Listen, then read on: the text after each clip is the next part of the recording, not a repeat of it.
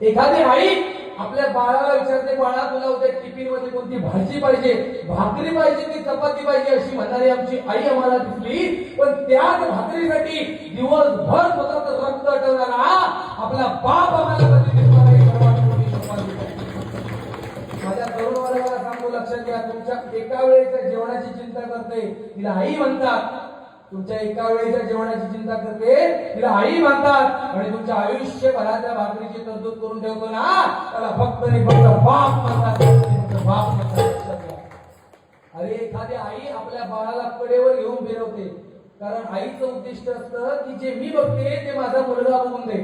पण मंडळी कधी बाप असं कधी करत नाही. बाप नेहमी मुलाला खांद्यावर घेऊन फिरवतो, कारण बापाचं उद्दिष्ट असतं की जे मी आयुष्यात बघू शकलो नाही ते सुद्धा माझा मुलगा बघून द्यायला बाप म्हणतात. माझ्या या ठिकाणी असलेल्या मायबाप श्रोत्यांसाठी एक विनंती असेल तरुण वर्गाला, एक वेळ आपल्याला शिक्षण घेता येत नाही, 100% घेऊ नका.